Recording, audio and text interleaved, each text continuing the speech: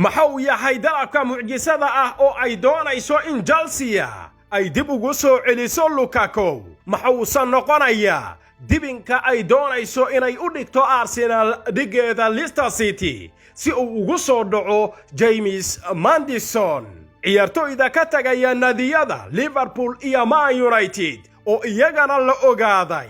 kahor inta aan bilaabin barnaamijkan waxaan ku xasuusinayaa inaad like sarto muuqaalkan haddii aad nagu cusub tahayna ku soo dhawow qalbi furan mahadsani Chelsea waxa lagu soo waramayaa in dalab cajiiba ay u diyaarinayso sidii gacanta ay ugu soo dhigi lahayd goolmagafaha kooxda Inter ee Romelu Lukaku iyagoona ka soo calool wareegay midka kooxda Borussia Dortmund ee Erling Haaland Lukaku waqti ayuu horay ugu soo qaatay kooxda ka dhisan galbeedka London laakiin ma ahayn mid sidaasi u qurux badan inkastoo ugu dambayntii 28 milyan ay kaga iibiyeen kooxda Everton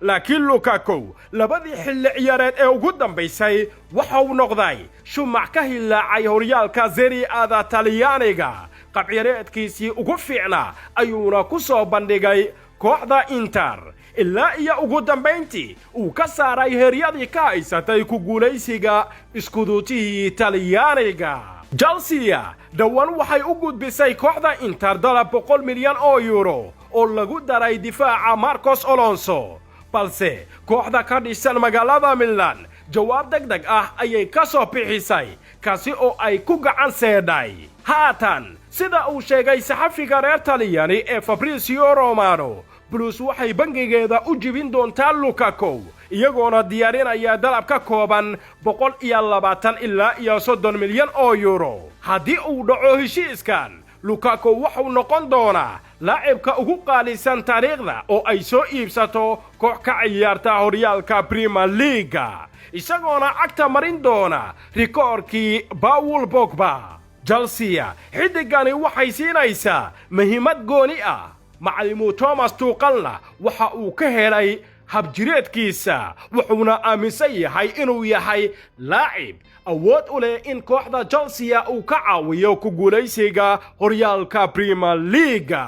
war naxdin ku ah macallimu Carlo Ancelotti iyo taageerayaasha Real Madrid ayaa u soo yeeray waqti xaadirkan iyadoo maalmo kooban uu ka heersan yahayna bilowga horyaalka La Liga Spain Real Madrid waxa ku dhacday dhirbaaxin dhaawac oo noqonaya laacib ka ciyaara khadka dhexe tababarkii Real ay isugu diyaarinaysay kulanka saaxiibtinimo oo ay la ciyaari doonto AC Milano waxaba ku dhaawacmay oo dhaawac dhanka muruqa ah uu ku soo gaaray Toni Kroos oo ah laacib la'aantiisa ay wiiqmi doonto kooxda ka dhisan caasimadda Spain ee Madrid war saxaafadeed ay soo saartay kooxda Real waxa ay ku sheegtay in Toni laga dabiibayo dhaawac dhanka muruqa ka soo gaaray isagoo weliba tababar la qaadanaya ciyaartooyda kale ee kooxdiisa kaasi oo u jiifi doona wax ka badan hal bilood kooxda ku ciyaarta Etihad Stadium ee Manchester City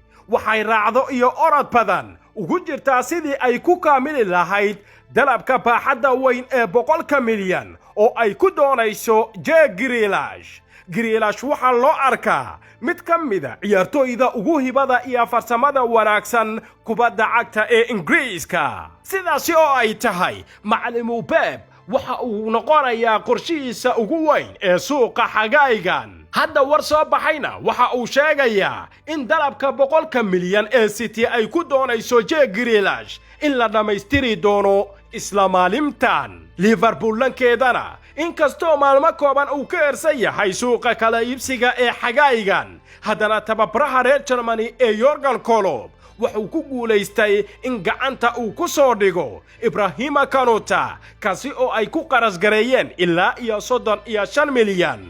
weli qorshayaal kale ayay leedahay kooxda ka dhisan gobolka Merseyside oo ay ku doonayso Manuel Locatelli, Saul Niguez iyo Valeria Neuhaus mana jiraan wax cusub oo ilaa iyo haatan kooxdan lagu soo kordhiyay sidaasi oo ay tahay kooxda waxa ay doonaysaa inay hesho lacag badan hadda waxa la ablaynayaa 6 ciyaartooy oo ka tagay doonta istaadiyaha Anfield waxaana qayb ka noqonaya David Uruchi, Shardan Shaqiri, goolhaya Karius, Nat Phillips, Ben Davies iyo weliba Ocho oo isagana la filayo inuu qayb ka noqon doono ciyaartooyda ay fasaxi doonto Liverpool. weli waxaa jira rajo badan oo taageerayaasha Liverpool ay ka leeyihiin suuqa xagaygan, kaliyana waxay u baahan yihiin inay helaan laacib ka ciyaari kara khadka dhexe. Man United iyadana dhankeeda waxay dhegaysan doontaa dalabyada ugu imaan doona ilaa iyo 10 ciyaartooy oo ka mida kooxdooda marka ay ku dhawaaqaan saxiixa Rafael Varane.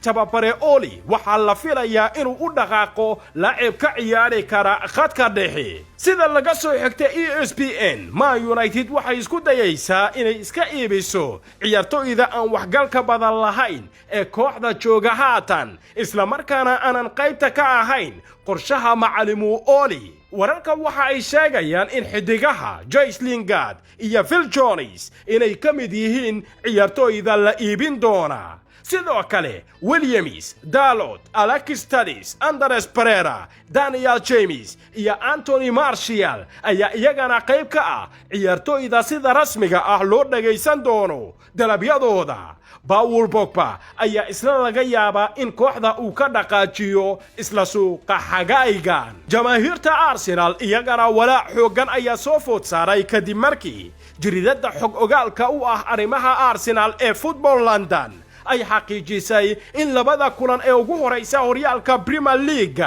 uu ka maqnaan doono udub dhaxaadkooda Thomas Partey. xidiga reer Ghana wuxuu ku dhaawacmay kulankii Arsenal guuldarada ay kala kulantay Chelsea ee saaxiibtinimo kadib markii loolan adag ay wada galeen laacibka kooxda Chelsea ee Loftus-Cheek. Partey ayaa dhaawac ugu baxay isla daqiiqadii 39aad ee qaybtii hore ee ciyaarta. macallimu Mikel Arteta waqtigaas waxa uu qirtay in xaaladdu ay tahay midaanan sahlanayn, laakiin wargeyska Football London haatan waxa uu sheegayaa in Partey uu seegi doono ugu yaraan labada kulan ee ugu horeysa Premier League oo ay la ciyaari doonaan Brentford iyo Chelsea. kooxda Liverpool iyadana waxaa lagu soo waramayaa in ay xaqiijisay heshiis cusub oo waqti dheer in qalinka ugu dugay raacadisahooda qadka dhexe ee Fabinho. xidigani qadka dhexe wuxuu qalinka ku dugay heshiis cusub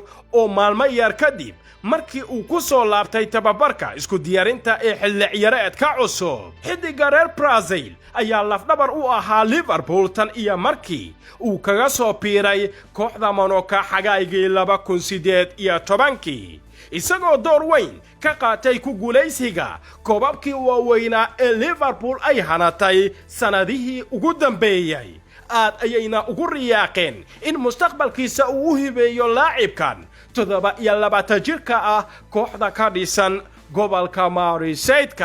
Liverpool wuxuu u ciyaaray halyaygan reer Brazil ilaa iyo 122 kulan oo tartamada oo dhan ah, waxaana loo yaqaanaa jokerka macallimu Jurgen Klopp. waxa uu yiri kadib markii qalinka uu qaatay heshiiska waqtiga dheer, waan ku faraxsanahay inaan heshiis cusub u saxiixay kooxda. tan iyo bilowgii wada hadallada waxaan ku rajo qabay in arintani ay dhacdo, waana wixii aan doonayay. rajada Arsenal ee ay ka leedahayba inay gacanta ku soo dhigto James Maddison ma ahan mid yar, inkastoo laacibkan kooxdiisa ay ku qiimayso adduun lacageed gaaraya 70 milyan, haddana Arsenal waxay u qooshtay kooxda ku ciyaarta King Power Stadium debin kaasi oo ay doonayso in ay ku heshaba James Maddison. Arsenal dalabka ay doonaysana inay ku keento waqooyiga London laacibkan waxa uu noqonayaa